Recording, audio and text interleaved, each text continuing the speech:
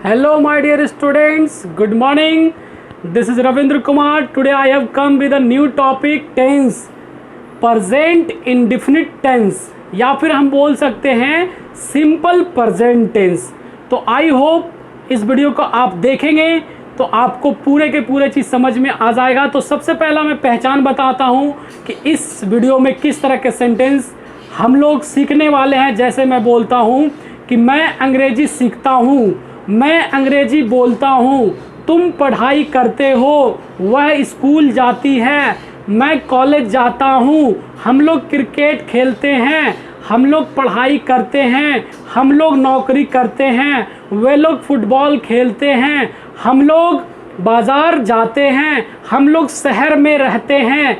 तो I hope sentence बोलने से आपको पता चल गया होगा स्टूडेंट कि इस टेंस में, इस टॉपिक में आपको इस तरह के सेंटेंस रहेंगे। तो आपने ध्यान दिया होगा कि जो हमने सेंटेंस बोला है उसके लास्ट में आपको क्या है, ता है, ती है, ते हैं, ता हूँ, ती हूँ इत्यादि लगा रहे। तो समझना है कि ये जो वाक्य है, ये जो सेंटेंस है वो प्रेजेंट इंडेफिनिट टेंस का सेंटेंस है या फिर सिंपल प्रेजेंट टेंस का सेंटेंस है। तो आई होप आपको समझ में आ रहा होगा। तो देखिए मैं आपको बोर्ड पे लेके चलता हूँ। तो देखिए यहाँ पे प्रेजेंट इंडेफिनिट टेंस, इसे सिंपल प्रेजेंट टेंस के भी नाम से जाना जाता है। एक बात मैं आपको बता दूं कि आप अगर सच में अंग्रेजी सीखना चाहते हो तो आपको टेंस की नॉलेज होनी ही चाहिए। बिना टेंस के आप अंग्रेजी बोलेंगे तो आधा अधूरा बोलेंगे और गलत सलत बोलेंगे। तो आपको फुल कोशिश करना है कि आपको किसी भी तरह से टेंस जो 3 होते हैं और तीनों के 4-4 पार्ट होते हैं, अगर टोटल 12 के 12 आपके दिमाग में आ जाता है तो आपको कभी भी अंग्रेजी बोलने में दिक्कत नहीं होगी। और आपको ये मान लीजिए कि 80% आपको अंग्रेजी बोलना आ ही जाएगा। तो इसलिए आप ये कोशिश करें कि टेंस किसी भी हाल में सीखे। तो इस वीडियो में हम लोग टेंस का पहला सीखेंगे प्रेजेंट इंडेफिनिट टेंस, जिसे सिंपल प्रेजेंट टेंस के भी नाम से जाना जाता है। ठीक है, तो यहाँ पे बोर्ड पे देखिए, मैं बताता हूँ एक एक करके। अगर आप इस वीडियो को ध्यान से देखते हैं और सुनते हैं तो आपको पूरे चीज़ समझ में आने वाला है। तो देखिए पहचान है, यहाँ पे कोई भी वाक्य कैसे पहचाने, आइडेंटिफिकेशन जिसे कहते हैं अंग्रेजी में।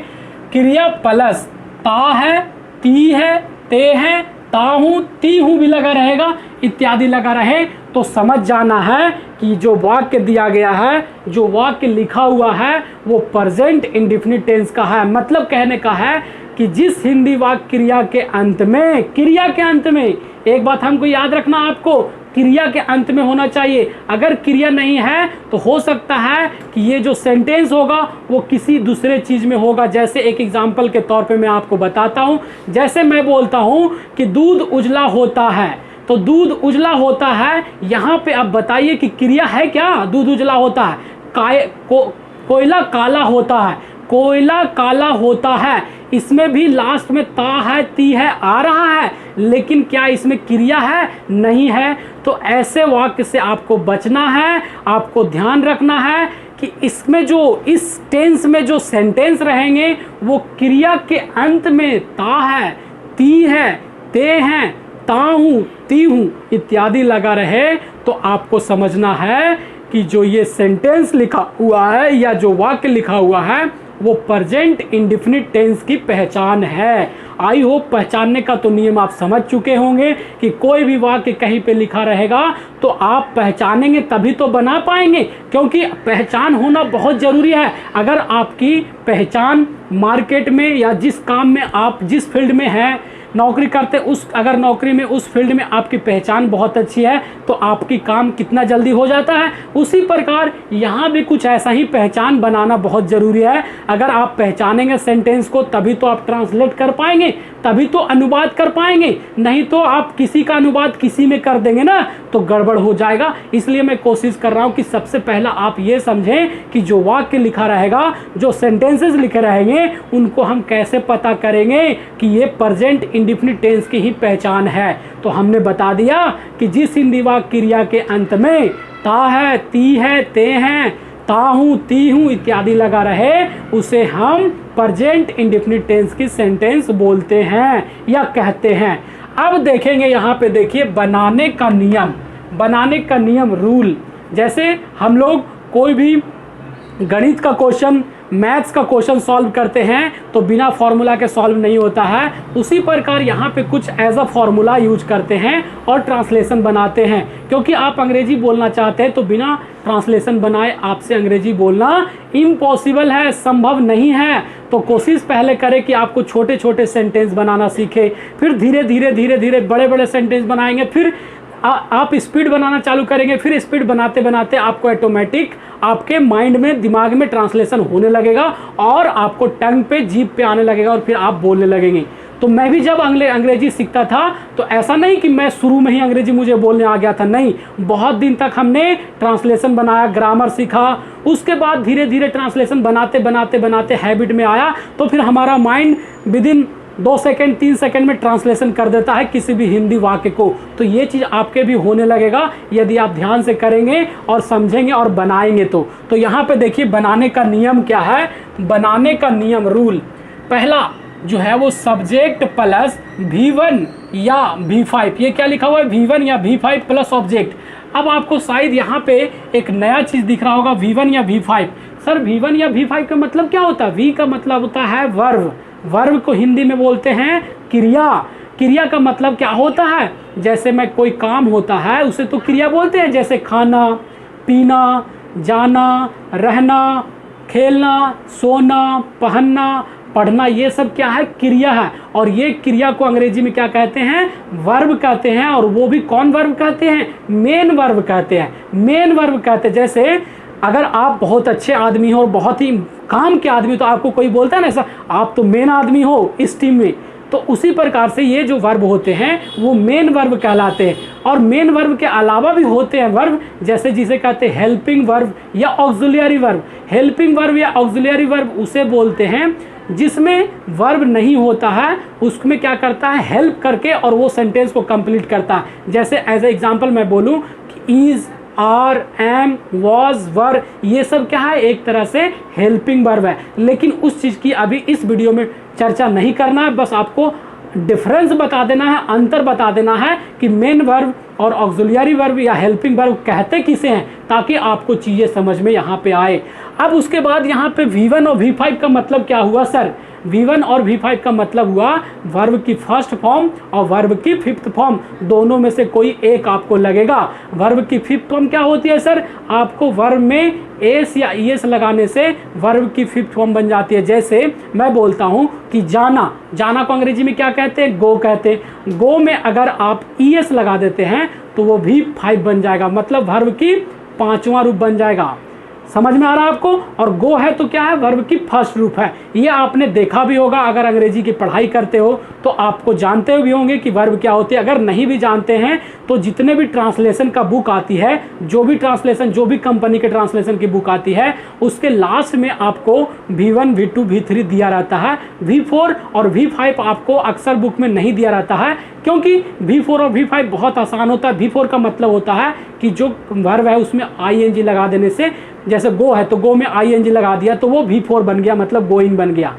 जैसे प्ले है तो प्ले में ING लगा दिया तो प्लेइंग बन गया। इसको याद करने वाली बात ही नहीं है, ये ऑटोमेटिक आपको याद हो जाएगा, बस समझने की ज़रूरत है। अब रह गया V5, तो V5 में कहीं पे एस भी लगता है, कहीं पे ES भी लगता है। तो इसके लिए अगर आप ट्रांसलेशन वाली जो बुक रहती है उसमें आपको याद करना है तो वहाँ आप देख करके याद कर सकते हैं। और जब आप याद कर लेंगे, इससे रिलेटेड सेंटेंस बनाएंगे तो आपको ऑटोमेटिक माइंड क्लिक करने लगेगा कहाँ पे एस लगता है, कहाँ पे ईएस लगता है, और इसे चाहे तो याद भी कर सकते हैं और समझ भी सकते हैं। तो इसके लिए हमने एक स्पेशल वीडियो बना रखा है, तो चाहे तो वो भी आप ER रविंद्र सर के यूट्यूब चैनल पे जाएं और प्ले लिस्ट में जा करके इंग्लिश वाले में आप वहाँ पे सर्च करें, देखें कि कहाँ पे ये टॉपिक है और आप देख सकते हैं। ठीक है, तो यहाँ पे V1 V5 का मतलब समझ में आ गया होगा। तो जब सिंपल सेंटेंस बनाते हैं तो ये लिखते हैं, ये फॉर्मूला है।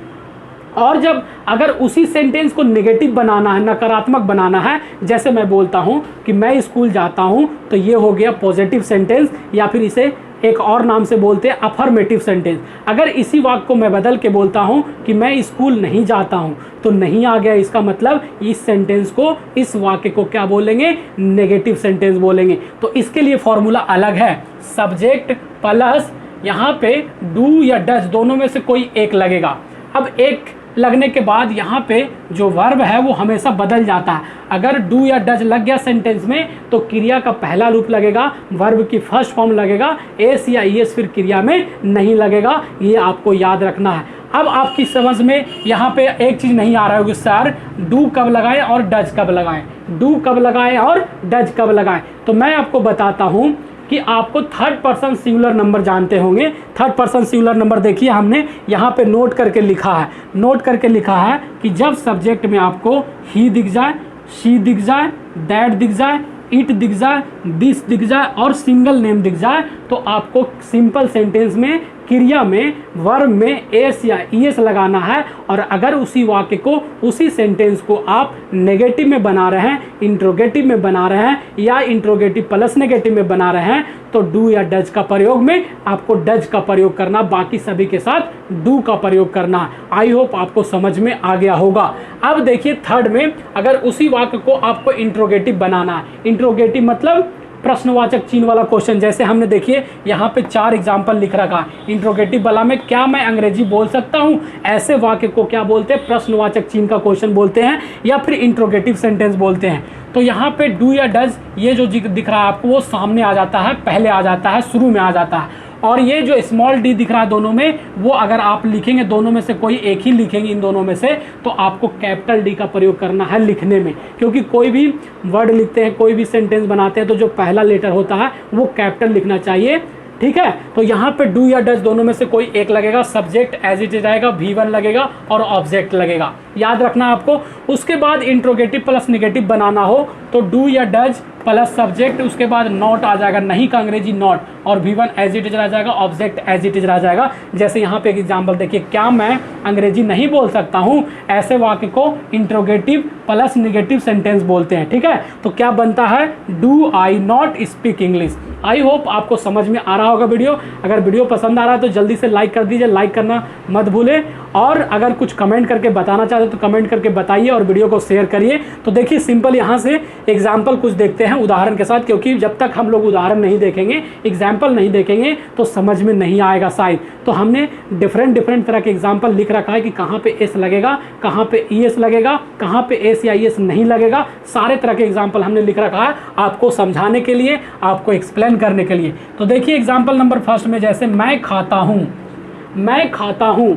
तो एक चीज़ और आपको मैं बता दूं कि ऐसे वाक्य जब किसी से पूछोगे आप या कोई पूछता हो जिनको अंग्रेजी बहुत कम आती है, जो लोग शुरू करते हैं अंग्रेजी बनाना, तो वो लोग ज़्यादातर इज आर एम लगा देते हैं सेंटेंस में। तो आपको ऐसा मिस्टेक नहीं करना है। जैसे मैं भात खाता हूँ, मैं रोटी खाता हूँ, मैं चपाती खाता हूँ, मैं फल खाता हूँ, मैं सब्जी खाता हूँ, या कुछ इस तरह के सेंटेंस रहता है तो आपको इसमें इज आर एम कहीं भी आपको नहीं लगाना है, नहीं लगाना है तो नहीं लगाना। तो यहाँ पे देखिए, मैं खाता हूँ तो मैं को अंग्रेजी में क्या कहते हैं, आई कहते हैं, और खाना को अंग्रेजी में क्या कहते हैं, ईट कहते हैं। बन गया आई ईट। और आपको एक बात और है कि हिंदी के जो वाक्य रहेगा उसमें फुल, आपको देख रहे हैं ये जो पूर्ण विराम दिख रहा है, ये देना बहुत जरूरी है जब आप लिख रहे हैं तो। और अंग्रेजी में आपको ये जो फुल स्टॉप दिख रहा है ये भी आपको लिखना बहुत जरूरी है। अगर आप नहीं लिखते हैं तो सामने वाला चाहेंगे तो गलत भी कर सकते हैं, और वो गलत भी है। ठीक है, तो यहाँ पे मैं खाता हूँ का अंग्रेजी बन गया आई ईट। अब इट जो है वो वर्ब की फर्स्ट फॉर्म है। इसमें आपको एक सवाल मन में आ रहा होगा कि सर यहाँ पे इट में एस या ईएस क्यों नहीं लगा। तो हमने बताया कि एस या ईएस किसके साथ लगता है, थर्ड पर्सन सिंगुलर नंबर के साथ, जो कि हमने यहाँ लिख रखा है, he, she, that, it, this, single name अगर यहाँ पे दिख जाए सब्जेक्ट के रूप में तो आपको ये जो क्रिया है यहाँ पे कुछ भी हो सकता है, ईट हो सकता है, प्ले हो सकता है, रीड हो सकता है, तो इसमें एस या ईएस लग जाता है। अभी जस्ट इसके आगे हम लोग देखेंगे ऐसा एग्जाम्पल। सेकेंड में देखिए, मैं आम खाता हूँ, यहाँ पे था मैं खाता हूँ सिर्फ, और यहाँ पे मैं आम खाता हूँ। जब ऐसा रहे तो क्या बनेगा सर, आई ईट तो ये रहेगा, और आम को अंग्रेजी में क्या बोलते हैं, मैंगो बोलते हैं। और मैं आम खाता हूँ, आम जो है वो गिनने लायक है, और आपने नहीं बताया कि कितना आम खा रहे हो, तो कहीं ना कहीं एक ही आम की बात हो रही होगी। तो यहाँ पे आ लगाना बहुत जरूरी है, क्योंकि सिंगुलर नंबर काउंटेबल नॉन है, इसलिए यहाँ पे अगर नहीं लगाते हैं तब भी आपका सेंटेंस गलत माना जाएगा। नहीं तो अगर ए हटाएंगे तो यहाँ पे मैंगो में एस या ईएस लगाना पड़ेगा, मैंगोज, तभी सेंटेंस सही हो पाएगा। थर्ड में देखिए, वह जाती है। तो देखिए अभी आपका कंफ्यूजन दूर होने वाला, यहाँ पे एस या ईएस क्यों नहीं लगा था।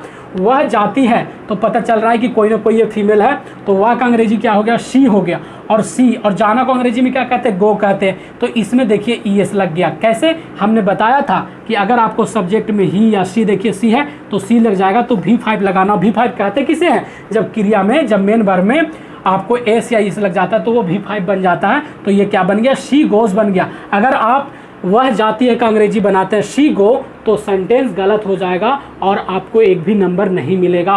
और आप जिनके साथ बात करेंगे, जिनके साथ अंग्रेजी में बोलेंगे, वो आपको क्या समझेगा, उल्लू समझेगा। ठीक है, तो आपको ऐसा नहीं करना, मिस्टेक नहीं करना। वीडियो को लास्ट तक देखिए, आपको चीज़ें समझ में आएगा। एग्जाम्पल नंबर 4 देखिए, वह स्कूल जाती है, वह स्कूल जाती है। पहले हमने बनाया वह जाती है, फिर क्या बोल रहे हैं, वह स्कूल जाती है। तो यहाँ पे स्कूल आ गया, कहाँ जाती है, स्कूल जाती है। तो शी गोज का she goes as it is हो गया, कहाँ जाना है, स्कूल। तो गो के बाद टू लगाते थे ना, तो यहाँ पे ईएस लग गया, उससे घबराने वाली बात नहीं है। यहाँ पे टू तब भी लगाना है, तो क्या बन जाएगा, she goes to school. I hope आपको समझ में आ रहा होगा। अब उसके बाद देखिए, मोहन खेलता है। तो मोहन एक नाम है, और हमने बताया है कि अगर नाम भी हो और सिंगल नाम हो, सिंगल नाम कहने का मतलब क्या, जैसे मोहन खेलता है, यहाँ पे क्रिया में एस या एस लगेगा। जैसे यहाँ पे देखिए, मोहन खेलता है, मोहन प्ले में एस लगा है। अगर यहाँ पे रहता मोहन और सोहन खेलता है, तो मोहन एंड सोहन प्ले। फिर यहाँ पे डबल नेम आने के बाद क्रिया में मेन वर्ब में एस या एस फिर नहीं लगता है, इसलिए हमने यहाँ पे आपको इंडिकेट किया है कि सिंगल नेम होना चाहिए, सिंगल नेम होना चाहिए। आई होप आपको समझ में आ रहा होगा।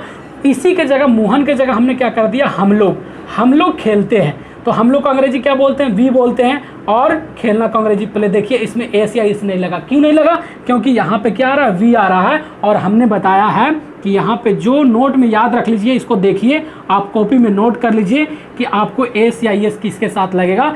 एस या एस जो क्रिया वर्ब में लगता है उसे V5 कहते हैं। अब उसके बाद इसको हम 1 का 4 जो बनाया वो फिर से आपको समझा देते हैं, ताकि आपको negative sentence, interrogative sentence, affirmative sentence, interrogative plus negative sentence बनाने में कहीं भी दिक्कत ना आए। अब देखिए, जैसे मैं अंग्रेजी बोलता हूँ, तो मैं अंग्रेजी बोलता हूँ क्या बनेगा, आई स्पीक इंग्लिश। ठीक है, अब आपके मन में सवाल आ रहा होगा कि सर स्पीक एक क्रिया है, मेन वर्ब है, इसमें एस या एस क्यों नहीं लगा। तो हमने बताया है कि थर्ड पर्सन सिंगुलर नंबर के साथ ही क्रिया में एस या एस लगता है। लेकिन यहाँ पे देखिए, ये आई क्या है, फर्स्ट पर्सन है, और फर्स्ट पर्सन के साथ यहाँ पे एस या एस क्रिया में नहीं लगेगा, तो इसलिए नहीं लगा। सेकेंड एग्जाम्पल, और ऐसे सेंटेंस को हम क्या बोलते हैं, पॉजिटिव सेंटेंस बोलते हैं, या फिर अफर्मेटिव सेंटेंस के नाम से भी जानते हैं। सेकेंड में देखिए, मैं अंग्रेजी नहीं बोलता हूँ, यहाँ पे क्या आ गया सर, नहीं आ गया। क्या आ गया, नहीं आ गया। अब नहीं आ गया तो ऐसे वाक्य को, ऐसे सेंटेंस को क्या बोलते हैं, नेगेटिव सेंटेंस बोलते हैं। क्या बोलते हैं, नेगेटिव सेंटेंस बोलते हैं। तो यहाँ पे बनेगा क्या, आई डू नॉट स्पीक इंग्लिश। अब आपके मन में सवाल आ रहा होगा कि सर यहाँ पर एक नया वर्ड आ गया, डू।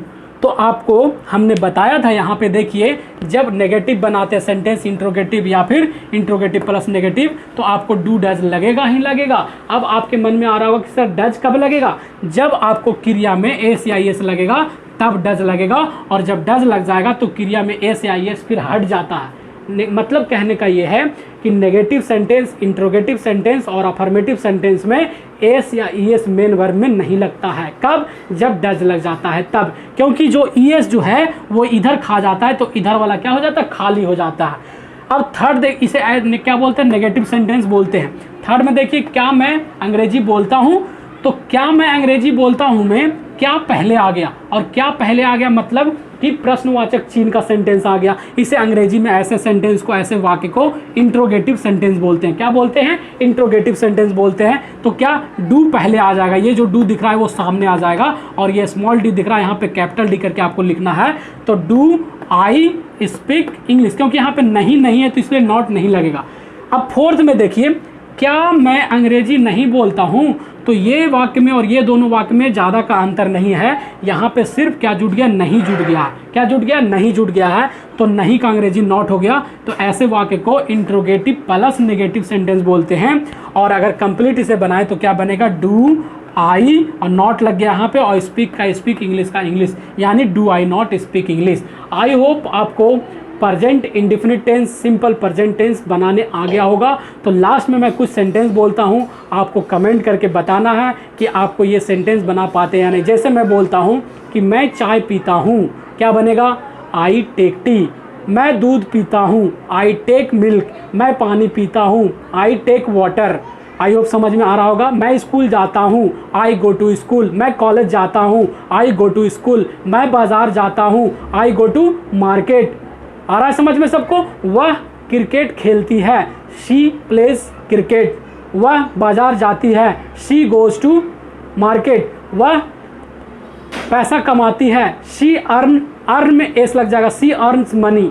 आई होप समझ में आ रहा होगा। अब मैं आपको एक के चार बनाता हूँ। जैसे मैं बाजार जाता हूँ, आई गो टू मार्केट। मैं बाजार नहीं जाता हूँ, I do not go to market. कुछ लोग इसे शॉर्ट फॉर्म में I don't go to market भी बोलते हैं। तो जब आप अंग्रेजी अच्छा सीख जाएंगे तो फिर आप सिंपल शॉर्ट फॉर्म में बदल सकते हैं। लेकिन मेरा सजेशन यही रहेगा कि अगर आप अभी फर्स्ट टाइम सीख रहे हैं अंग्रेजी, तो आप डू नॉट कंप्लीट बोले, कंप्लीट लिखे, डोंट उसको अभी नहीं बोले। जब आप अंग्रेजी अच्छा सीख जाएंगे, बोलने लगेंगे, तो फिर आप यूज कर सकते हैं I do not go to market के जगह पे I don't go to market भी बोल सकते हैं। क्या मैं बाजार जाता हूँ? Do I go to market. क्या मैं बाजार नहीं जाता हूँ? Do I not go to market.